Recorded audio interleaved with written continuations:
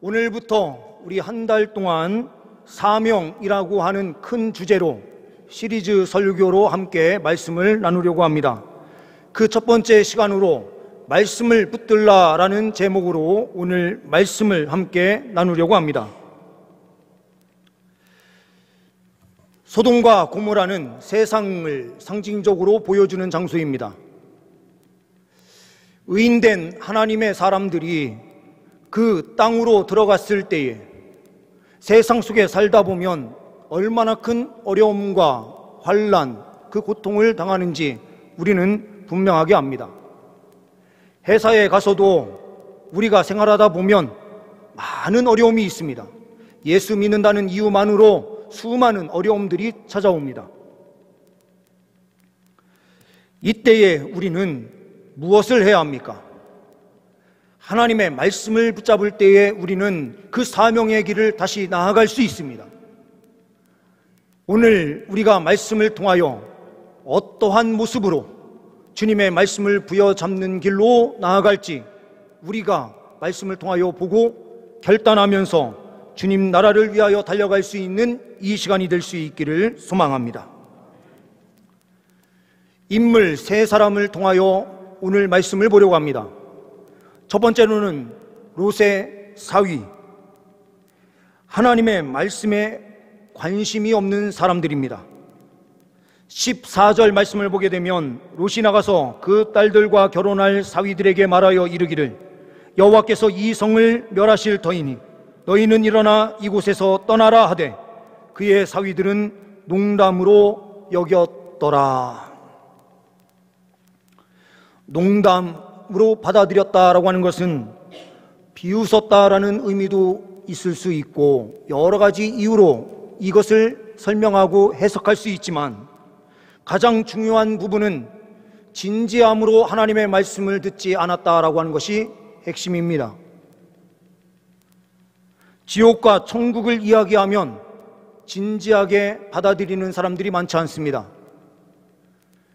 그냥 만들어진 신화 아니면 동화와 같은 이야기로만 생각하는 사람들이 많습니다. 예수 믿는 사람들 가운데서도 천국과 지옥이 분명하게 있다라고 말을 해도 천국과 지옥을 믿지 않는 분이 계실 수 있습니다.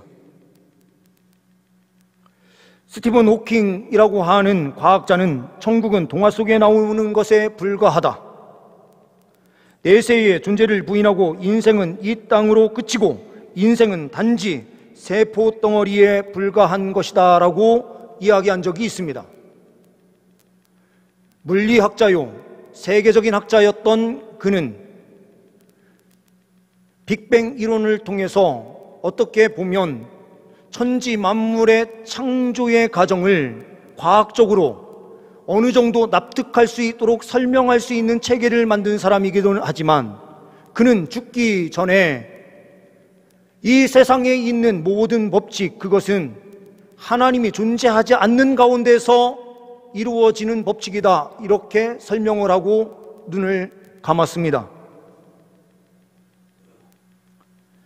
아무리 지식이 있고 세상 사람들부터 존경을 받는 사람이라 하더라도 하나님의 말씀을 하나님의 말씀으로 믿지 않고 진지하게 받아들이지 않는 순간 그는 하나님 그 심판에서 벗어날 수 없다라는 것입니다.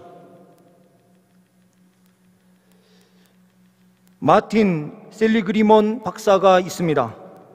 어느 날 메트로폴리탄 생명보험회사에서 이 박사에게 한 가지 부탁을 하게 됩니다. 유능한 셀러리맨, 보험을 잘 팔 수 있는 사람을 뽑는 방법에 대하여 좀 가르쳐달라. 이 셀리그먼 박사가 이 회사에 들어가서 관찰을 하기 시작합니다. 뽑는 과정에서부터 몇 년 이상 된 그 직원들까지 전체의 그 태도나 여러 가지 것들을 보게 됩니다. 이 사람이 들어간 그 시점부터 또한 그 사람들에게 심리 검사, 낙관주의자인지 비관주의자인지 이런 부분들을 성격 유형에 따라서 분리하기 시작해요. 4년이 지난 그 시점에서 그 결과를 내게 되는데 이런 결과를 내게 됩니다. 태도의 문제다. 어떤 태도인가? 긍정주의자와 부정주의자 두 가지로 크게 나뉠 수 있다는 것을 발견하게 됩니다. 긍정적인 사람은 일을 하다가 보험을 권유했을 때에 실패하더라도 긍정적인 사람들은 이렇게 생각을 합니다. 이 사람은 오늘 너무 바빠서 내가 이야기하는 말에 경청하지 못하고 이것을 받아들이지 못한 거야. 이 사람은 이미 다른 보험에 가입했지만 부분적인 보험만 가지고 있을 거야. 저녁 식사 중에 내가 전화를 걸었나 봐. 그래서 바빠서 전화를 길게 받지 못한 것일 거다. 이렇게 생각을 합니다. 근데 비관적인 사원들은 이렇게 생각합니다. 나는 안 되나 봐. 재수가 없었나 봐. 이러다간 밥값도 제대로 못하겠네 라는 생각을 하면서 이 사람들이 점점 무너지는 거예요. 입사 후 1년째에는 낙관주의자와 비관주의자가 큰 차이가 나지 않습니다. 한 50% 정도 더 이 낙관적인 사람들이 조금 더 모집을 잘 하는 것처럼 보였어요. 그래서 1년째에 낙관적인 사원들의 평균은 3,087달러, 3,000달러가 조금 넘는 그런 보험을 따게 돼요. 그런데 비관적인 사람들은 2,000달러 정도 계약을 맺게 됩니다. 처음에는 차이가 얼마 나지 않았는데 2년째가 지나면서 이 사람들의 평균치는 완전히 달라집니다. 낙관적인 사원들이 비관적인 사람들에 비하여 638%에 이르는 6배 이상을 더 많이 계약을 따내고 그 사람들이 성과가 높아서 높은 자리에 올라가는 것을 이 사람이 보게 된 거예요. 생각이라고 하는 것은 결국에는 태도와 연결이 되는 것이었습니다. 제가 고등학교 때 한 선생님으로부터 엄청 혼날 뻔한 그런 일이 있었는데 용서를 받은 적이 있어요. 제가 4교시가 끝나고 이제 점심 식사를 하잖아요. 점심 식사를 하고 5교시가 되는데 5교시 때의 수업이 어떤 수업이었냐면 기술 과목이었습니다. 근데 이 기술 선생님은 얼마나 유명하신 분인지요. 아이들을 그냥 학대하시는 분이었습니다. 잘못 걸리면 이분한테는 학대를 당합니다. 남자 고등학교에서 펼쳐지는 일 가운데 여러 가지 중에서요, 좀 학대하는 일을 좀 하셨어요. 지금은 이제 그런 게 용서가 되지 않을 시기지만 그때는 다들 그냥 이해를 하셨기 때문에 그냥 때리는 정도가 아니고 학대라고 이야기할 정도였으니까요. 그렇게 생각을 하시면 돼요. 근데 제가 점심을 먹고 얼마나 피곤합니까? 졸음이 오는데요. 눈을 감고 막 졸음이 쏟아지는데 깨려고 막 이러다가요. 잠이 든 거예요. 눈을 딱 떴더니 선생님이 딱 말씀하시는 거예요. 내가 너 용서해. 용서하는 이유는 뭐냐 하면서 말씀하시는데요. 잠을 안 자려고 끝까지 버티면서요. 꾸벅꾸벅 졸더라도 이거를 고개를 숙이지 않고요. 딱 쓴 상태에서 어떻게 했든지 꾸벅꾸벅 졸면서 이렇게 버텼던 거예요. 그래서 선생님께서 다른 아이들 같았으면 앞으로 나와 딱 한 다음에 학대를 했을 텐데 저는 용서를 해주시는 거예요. 제가 이 부분을 생각하면서 많은 생각을 했어요. 잠을 자더라도 예의를 지키면서 하는 게 참 중요하구나. 근데 진짜 중요한 것은 태도의 문제예요. 태도란 무엇인가? 이것을 우리 기독교 언어로 이야기하면 경건이다라고 말씀을 드린 적이 있어요. 하나님을 대하는 태도가 어떠한 태도인가? 이게 정말 중요한 것이죠. 하나님을 바르게 대하는 태도를 가진 사람이 경건한 사람들이에요.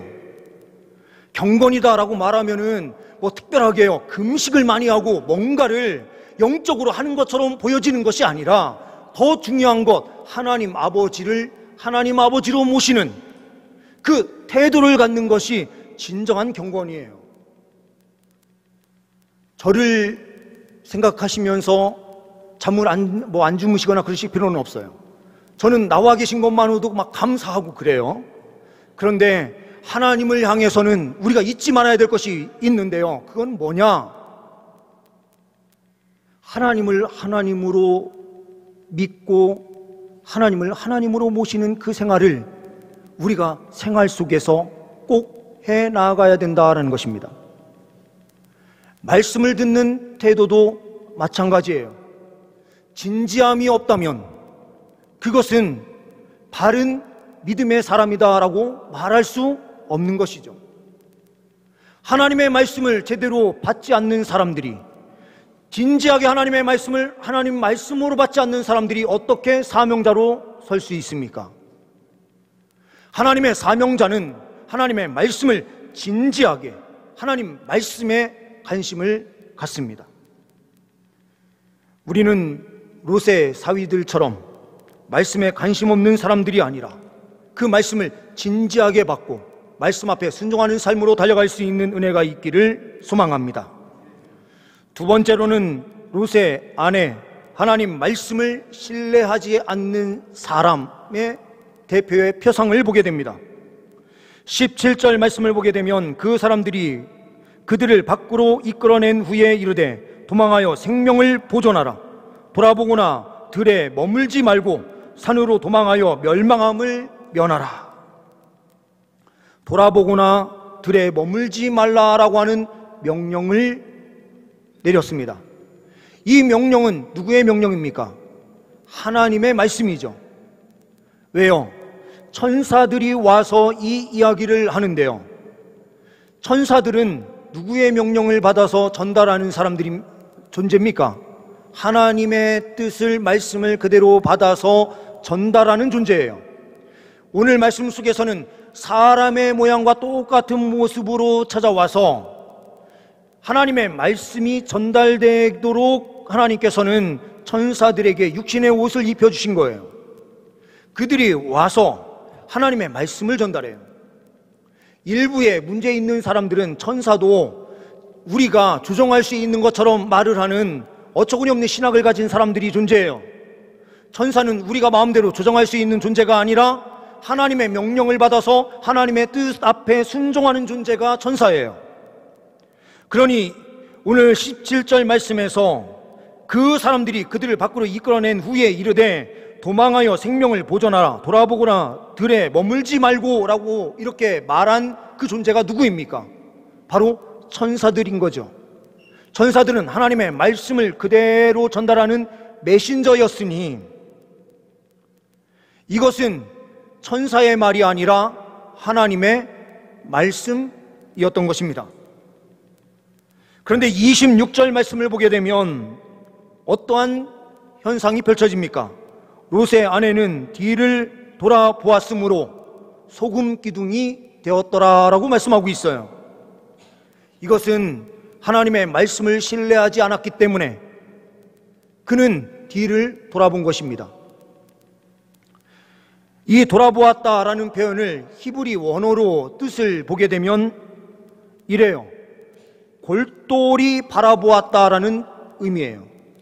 우리는요, 본다 아니면 주목해서 본다라고 말하면 그 의미가 달라요. 그냥 보는 거는 의미 없이 볼 수도 있어요. 그냥 멍하니 볼 수도 있어요. 그런데 주목해서 본다라고 하면은 그 부분을 관심 있게, 집중력 있게 보는 것을 의미하거든요. 오늘 이 돌아보았다라는 말씀은 그냥 돌아보면서 살짝 본 것이 아니라 그것을 골똘히 보았다라는 의미를 가지고 있고, 그리고 마음속에 간직한다라는 의미를 가지고 있어요. 마음속에 뭘 간직했어요? 저 소돔과 고모라 땅을 마음속에 간직한 거예요. 하나님의 말씀을 마음에 간직한 것이 아니라 그는 저 소돔과 고모라에 있는 것을 마음속에 담은 거예요. 롯의 가정이 얼마나 부유한 가정이었습니까? 아브라함과 함께요 생활할 때에 하나님께서 그에게 복을 내려주셔서 아브라함에게도 복을 주시고 롯에게도 하나님께서 복을 주셔서 짐승들이요 얼마나 번식을 했는지요. 두 가정이 같이 생활하다 보니 짐승이 너무 많아서 한 우물에서 이 짐승을 먹일 수가 없는 거예요. 그러니 목자끼리 서로 다퉈요. 그리고 그 목조지가 넓지 않아서 목자들끼리 서로 다투는 일이 많이 생겨요. 그래서 아브라함이 어떻게 합니까? 네가 자하면 나는 우하고 네가 우하면 내가 자할게. 네가 정해서 가라 했더니 롯이 물이 풍부하고 사람들이 왕래가 많고 무역하기에 좋아서 경제적인 이익을 얻기에 가장 적합한 장소로 보였던 그곳이 바로 소돔과 고모라였어요. 그곳으로 나아가서 그는 많은 이익을 쌓으며 부자로 그곳에서 살고 있었어요. 그런데 하나님께서 뭐라고 말씀하십니까? 그곳에서 들려오는 소리, 핏값의 소리를 주님께서 들으셔서 그 땅을 멸망시키시겠다라고 하시며 천사를 보내신 거예요.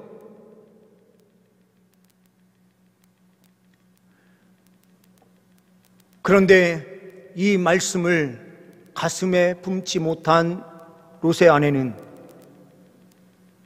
소돔과 고모라를 자꾸 의식하고 자기의 재산을 자꾸 생각하면서 뒤를 돌아본 것이죠. 하나님의 말씀을 신뢰한 것이 아니라 그는 세상의 물질, 세상의 아름다움, 세상 것에 관심을 가지며 나아간 사람입니다. 그러니 하나님 말씀을 신뢰하지 않았어요. 반신반의한 사람입니다. 사위들은 아예 하나님 말씀을 들을 생각이 없었어요. 그런데 이 사람은 하나님의 말씀은 들었지만 반신반의하며 하나님의 말씀을 신뢰하지 않았습니다. 그러므로 그는 소금 기둥이 되어버린 것이죠. 우리는 어떠한 모습으로 나아가고 있습니까? 하나님의 말씀을 반신반의하면서 살아갑니까? 아니면 하나님 말씀만이 우리의 살 길입니다 라고 하며 분명하게 고백하면서 믿음으로 나아가는 사람입니까? 우리는 롯의 아내와 같이 하나님의 말씀을 신뢰하지 않는 사람이 되지 않기를 간절히 소망합니다. 세 번째로는 롯입니다. 하나님의 말씀을 붙잡는 믿음의 사람입니다. 18절에부터 20절 말씀을 보게 되면 롯이 그들에게 이르되 내 주여 그리마옵소서. 주의 종이 주께 은혜를 입었고 주께서 큰 인자를 내게 베푸사 내 생명을 구원하시오나 내가 도망하여 산에까지 갈 수 없었나이다. 두렵건대 재앙을 만나 죽을까 하나이다.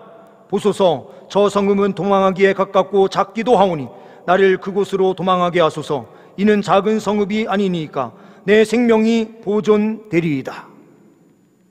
도망하는 그 길 속에서도요 롯은 계속해서 이 천사들에게 요구를 해요. 어떤 요구요? 저는 산까지 못 올라가요. 가기 전에 우리가 죽겠습니다. 그러니 바로 옆에 보이는 저 작은 마을이 있는데 저 작은 성읍으로 나를 갈 수 있게 해주세요. 저기는 가까우니까 우리가 금방 도망해서 살 수 있을 것 같아요. 이게 그냥 나온 게 아니에요. 물론 우리가 여러 가지로 해석할 수 있는 부분들이 있는데요, 다른 해석은 제가 다음에 다시 한번 해드릴 건데요, 이 부분은 아브라함과 함께 하면서 그가 습득한 것이 있는데 하나님은요 간구하면 들으신다라는 거예요. 종말 가운데에서도 하나님을 붙지 부여잡고 하나님께 기도하면 하나님께서요 그 심판을 조금 뒤로 늦추시더라도 그 사람을 구원하시는 그 일이 정상적으로 이루어질 수 있도록 모든 것을 하나님께서 자비와 긍휼을 베풀어 주시면서 인도해 주신다라는 사실, 그러니 기도에 능력이 있다라는 사실을 이 롯은 잘 알고 있었습니다. 또한 이 사람은 우리가 14절, 15절 말씀을 보게 되면은요, 롯이 나가서 그 딸들과 결혼할 사위들에게 말하여 이르기를 여호와께서 이 성을 멸하실 터이니 너희는 일어나 이곳에서 떠나라 하되 그의 사위들은 농담으로 여겼더라. 15절에요. 동틀 때에 천사가 롯을 재촉하여 이르되 일어나 여기 있는 내 아내와 두 딸을 이끌어내라. 이 성의 재앙 중에서 함께 멸망할까 하노라. 동틀 때에 천사가 롯을 재촉해요. 왜 그랬을까요?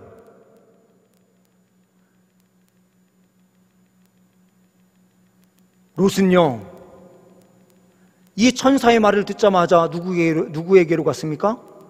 사위 될 사람들에게 갔거든요. 그런데 말씀을 전했는데 이들은 농담처럼 여기면서 하나님 말씀을 듣지 않아요. 그러니까 포기한 것이 아니고요, 밤이 새도록 그들을요 돌이키려고 최선을 다한 모습이 이 안에 있다라는 거예요. 왜요? 하나님의 말씀은 그대로 이루어질 것이기 때문에 그런 거예요. 전도도 아무나 하는 게 아니고요, 하나님의 말씀을 신뢰하는 사람들이 전도하는 거예요. 주님께서 이 땅을 심판하실 것에 대하여 말씀하는 그 말씀이 있으니 반드시 심판하신다. 그러면 우리 주변에 있는 사랑하는 사람들 그냥 내버려 둘 수가 없죠. 그 사람들을 살리기 위하여 최선을 다하며 달려갈 수밖에 없는 거죠. 하나님의 말씀을 붙잡는 자는요, 어떻게 하든지 하나님 말씀대로 살려고 최선을 다해요. 고등학교를 졸업하는 아들이 있는 큰 부잣집이 있었습니다. 이 큰 부잣집 아들이 졸업을 하면서요, 아버지한테 이렇게 이야기를 하는 겁니다. 아버지, 제가 고등학교를 졸업하는데 고등학교 졸업 선물로 자동차 한 대만 사주세요. 그랬는데 아버지가요, 거기에 대해서는 답변을 안 해요. 이제 졸업을 하고 대학에 입학을 했습니다. 계약을 했는데도 아버지는 졸업 선물에 대해서 아무런 이야기가 없는 거예요. 그래서 이 아들은 아버지에게 이야기합니다. 아버지, 졸업 선물 안 사주셨는데 졸업 선물 좀 사주세요. 이제 입학했으니까 입학 그 선물로도 같이 좀 자동차 한 대만 사주세요. 막 그런 거예요. 근데 아버지는 이런저런 이야기도 하지 않고요, 성경책 하나를 사가지고요, 성경책을 주면서 가서 기숙사에 들어가서 성경 말씀 읽어라. 틈나는 대로 하나님 말씀을 읽어. 이 아들이요, 얼마나 승질이 나든지요, 사달라는 차는 안 사주고 성경책만 사주니까요, 이 성경책을 기숙사에 딱 들어가자마자 한 구석에 딱 집어 던져놓고 쳐다보지도 않는 거예요. 방학을 하고요, 집에 돌아와서는 다시 또 이야기해요. 아버지, 저 차좀 한 대 사주세요. 아버지가요, 너 성경 읽었냐? 성경 읽으라고. 근데 이 아들은요, 그 다음 학기도 그렇게 계속 그러더니 졸업을 할 때가 돼서 졸업을 하는데요, 아니 아버지, 저한테 차 한 대만 사달라고 그러는데 왜 안 사주십니까? 그러니까 이 아버지가 이렇게 이야기하시는 거예요. 성경 읽었냐? 빌립보서 4장 19절 말씀 꼭 읽어. 그 말씀은요, 제가 우리 헌금 기도하면서 마무리할 때에 읽는 그 내용인데요, 나의 하나님이 그리스도 예수 안에서 영광 가운데 그 풍성한 대로 너희 모든 쓸 것을 채우시리라, 이 말씀이거든요.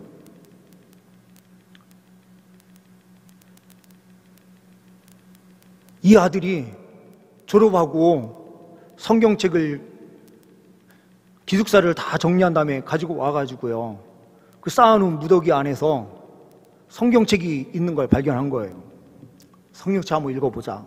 아버지가 말씀하신 빌립보서 4장 19절 한번 찾아보자 하면서 딱 열었는데 그 안에 차 한 대 값이 되는 수표 한 장이 딱 들어있었어요.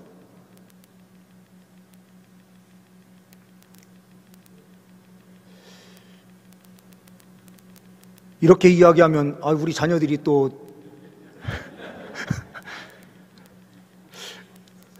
이런 마음이 우리도 이제 들 수 있는데요. 더 중요한 것을 하나님께서는 그 말씀을 통하여 발견하게 하세요. 자동차 한 대보다 구원의 은혜를 누리는 그 삶이 얼마나 더 귀한 것입니까? 자동차 한 대 그냥 사줄 수도 있었지만 이분은 자녀가 하나님의 말씀의 능력을 체험하기를 원했어요. 하나님의 말씀을 붙잡아야만 자녀들이 살 수 있으니, 사명자는 하나님 말씀을 부여잡을 때 살 수 있어요. 하나님 말씀을 붙잡으면 그 안에 우리에게 주시는 하나님의 풍족한 은혜가 있어요. 그 무엇으로도 형용할 수 없는 가장 큰 은혜가 성경 말씀 안에 있어요. 때로는 실패하는 것처럼 보이고 쓰러지고 넘어지는 것처럼 보여도 하나님 말씀을 가까이 하면 우리는 마침내 그 안에서 승리하게 돼요. 사명자가 하나님 말씀을 놓는 순간 사명자는 사명자가 아니에요. 나의 뜻대로 살려고 하는 자가 되는 것이지, 사명이라는 것은 하나님께서 주신 뜻을 이루는 자가 사명자인데, 하나님의 뜻을 우리가 무엇으로 할 수 있습니까? 하나님 말씀으로 할 수 있는 거예요. 롯처럼 하나님께서 말씀하시면 반드시 그 말씀이 이루어진다라고 확신하는 자들, 그 말씀 부여잡고 믿음으로 달려가는 자들이 이 세상에서 승리할 수 있습니다. 말씀을 정리하면 롯의 사위들, 그들은 하나님 말씀을 진지하게 듣지 않았어요. 하나님의 말씀을 신뢰하지 않는 롯의 아내의 모습을 우리는 분명하게 말씀을 통하여 발견해요. 하나님 말씀을 부여잡고 그 말씀 앞에 순종하는 롯의 모습을 우리는 또한 발견해요. 우리 성도님들은 어떠한 사명자들이 되시기를 원하십니까? 롯은 완전한 하나님의 뜻을 이룬 자는 결코 아니에요. 그의 삶에 부족함과 연약함이 있지만 하나님 말씀을 의지해서 도망가라 한 그곳에 도망했을 때에 하나님의 구원 역사를 경험한 것입니다. 우리도 이러한 은혜 가운데 살 수 있는 주의 백성들 될 수 있기를 간절히 소망합니다. 기도하십니다.